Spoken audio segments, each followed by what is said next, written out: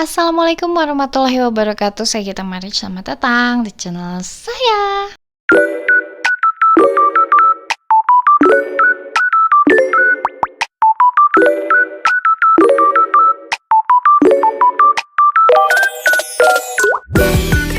Di video kali ini saya ingin ngobrolin tentang tempat yang terlupakan, tempat orang-orang yang sengaja dilupakan. Ini adalah tentang Rolling Hills Asylum. Untuk kalian yang sering baca artikel-artikel gitu ya, apalagi tentang cerita-cerita creepy, pasti tahu banget Rolling Hills Asylum yang ada di New York, Amerika Serikat. Tentu udah ada gambaran juga gitu kan. Kalau misalnya kalian bisa ngebayangin diri kalian gitu ya, berdiri di bangunan gede, warnanya abu-abu pucat gitu, dindingnya tebel, jendelanya pada tinggi-tinggi tapi gelap. Udara di sekitarnya tuh dingin, bahkan musim panas. Bisa dibilang ini tuh bukan rumah sakit biasa. Ini adalah Rolling Hills Asylum di East Bethany, New York.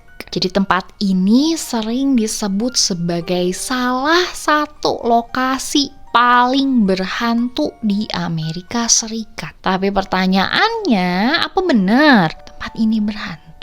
Atau sebenarnya ini adalah tempat yang nyimpen terlalu banyak penderitaan manusia, sampai bisa dibilang seolah-olah nggak pernah benar-benar tenang gitu. Nah, hari ini kita bakal bahas semuanya, dari mulai sejarah kelamnya deh, terus kisah orang-orang yang pernah tinggal di situ sampai mati di situ juga. Udah gitu sampai cerita-cerita misteri yang bikin Rolling Hills Asylum ini jadi legenda.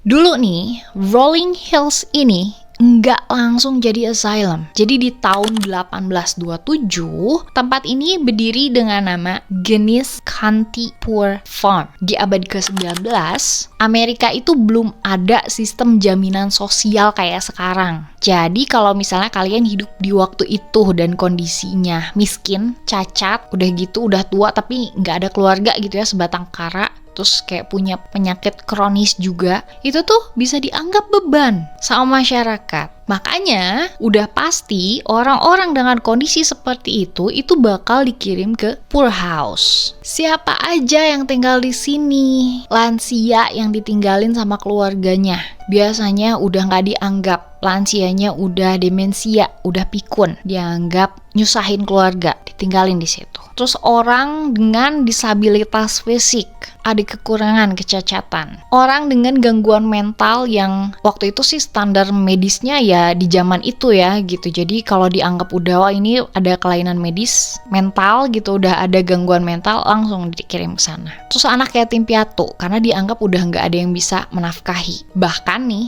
janda-janda dan para pengangguran itu tuh semuanya disatuin dalam satu tempat poor house tadi. Dan waktu itu kata inmate itu tuh bukan napi, tapi penghuni yang nggak punya pilihan lain. Ya mau hidup sama siapa juga yang bakal ngidupin, mau nggak mau nerima, ditaruh di situ.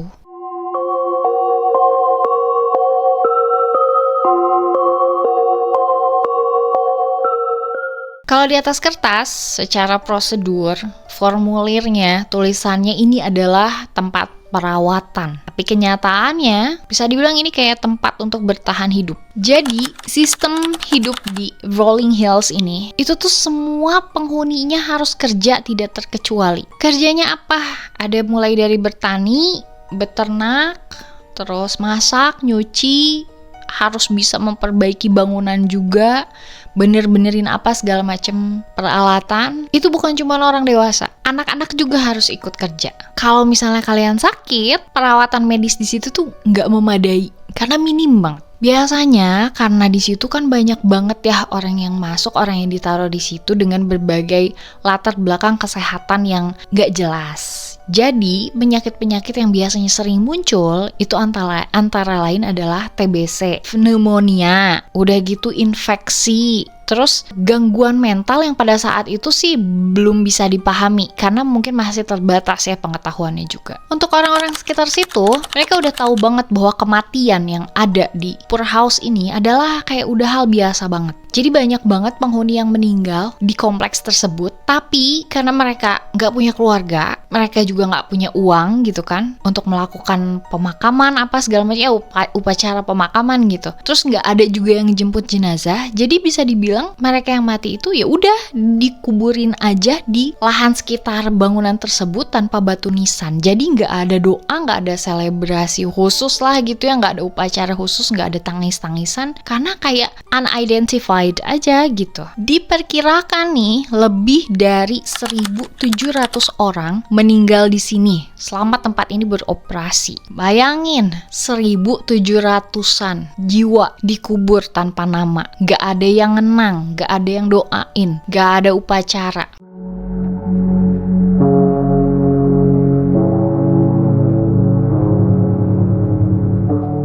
Mulai nih masuk ke abad 20, Poor Farm ini berubah fungsi. Rolling Hills mulai jadi rumah jompo, mulai jadi rumah sakit, mulai jadi bangsal perawatan mental. Nah, di masa ini standar medisnya emang lebih baik sih, mulai membaik gitu, mulai ada peningkatan. Tapi tetap perlakuan terhadap pasien dengan gangguan mental itu masih kejam. Kalau dipikir dibandingin sama standar yang sekarang dilakukan ya. Jadi di sana itu kalau misalnya ada pasien yang agresif nih, yang tiba-tiba suka teriak gitu ya, ngamukan, terus dianggap wah nggak bisa dikendaliin nih, udah nggak bisa diapa-apain, nggak bisa diajak ngobrol, nggak bisa dideketin apa segala macam, itu mereka tuh bakal dikurung sendirian. Jadi bukan diperbaiki mentalnya, tapi justru langsung diisolasi tanpa terapi modern, tanpa empati. Jadi banyak yang hidup tapi juga mati di tempat yang sama tanpa pernah keluar. Jadi kalau masuk dalam keadaan hidup, ya matinya juga di situ.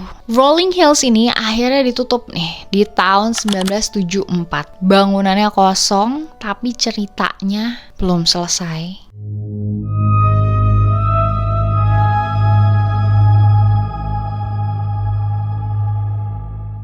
Roy Gross ini adalah entitas paling terkenal di Rolling Hills. Namanya juga sering disebut. Fakta historisnya, Roy ini benar-benar ada, dulunya hidup, dan tingginya sekitar 2 meter, lebih lah. Jadi masuknya udah ke gigantisme ya. Dia ini ditinggal sama keluarganya dari kecil, udah gitu ngabisin hampir seluruh hidupnya di Rolling Hills. Dibuang gitu aja sama keluarganya. Akhirnya dia meninggal di tahun 1942. Dan ada paranormal yang ngeklaim nih bahwa katanya banyak pengunjung ngaku lihat ada kayak sosok bayangan gede gitu, terus tinggi, jadi si kepalanya itu katanya hampir nyentuh langit-langit, hampir nyentuh plafon. Terus dia itu jalan di lorong yang panjang, jalan aja gitu.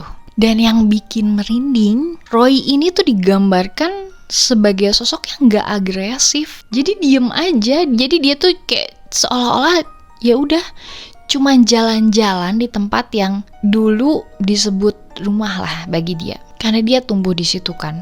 Jadi beberapa orang tuh bilang kalau mereka tuh ngerasa diawasi, tapi bukan niat jahat ya gitu, karena mereka juga suka lihat ada tanda bekas tangan besar gitu di dinding. Apa ini bener-bener arwahnya Roy atau sugesti gitu dari cerita yang selama ini diwariskan turun-temurun? Gak ada bukti ilmiah.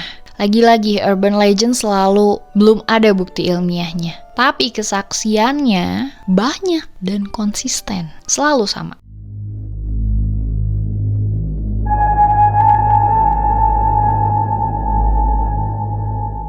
Kisah selanjutnya jauh lebih sunyi, tapi justru lebih nyeremin juga. Namanya Heidi. Heidi ini faktanya nih ya, adalah seorang wanita tua. Dia buta, jadi nggak bisa lihat. Udah gitu tinggal lama juga di Rolling Hills. Karena dia nggak bisa lihat, jadi Heidi ini tuh sering manggil orang dengan suara yang keras gitu. Hello gitu. Jadi kayak ada orang nggak sih gitu, karena dia nggak bisa lihat. Nah, ceritanya setelah Rolling Hills ini kosong, katanya banyak pengunjung dan kayak tim investigasi gitulah ya, mereka tuh ngaku kalau sering dengar suara wanita tua bilang hello gitu. Itu dari mana? Itu suaranya tuh berasal dari kayak ruangan kosong gitu, dan sering banget terekam gitu ya di alat perekam suara EVP. Dan yang bikin merinding, suara itu jelas banget padahal nggak ada siapa-siapa. Apakah ini sisa energi emosional atau cuman ilusi suara di bangunan tua? Sekali lagi, nggak pernah ada bukti yang pasti konkret seperti ini loh, nggak pernah. Tapi ceritanya terus muncul dari orang-orang yang beda di waktu-waktu yang beda juga.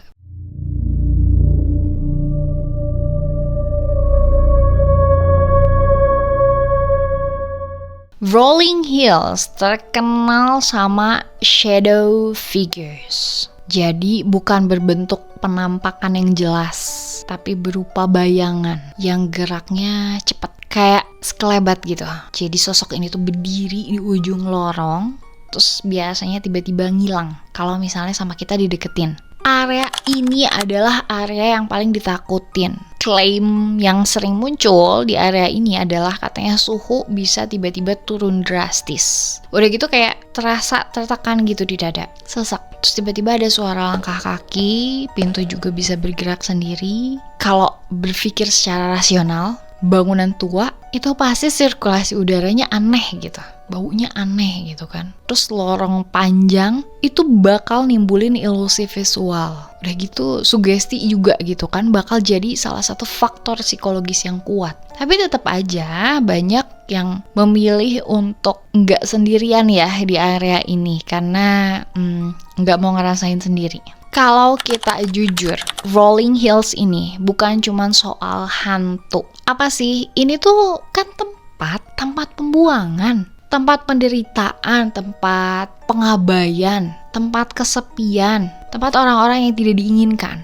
Bisa dibilang juga tempat kematian yang tanpa martabat karena nggak ada penghormatan, nggak ada doa, nggak ada peringatan. Jadi bisa jadi yang terasa menghantui itu sebenarnya adalah jejak emosi manusianya yang bisa dibilang terlalu lama dipendam lah di tempat tersebut. Dan mungkin bukan mereka yang gak pergi, tapi justru kita yang gak pernah bener-bener denger apa sih cerita mereka.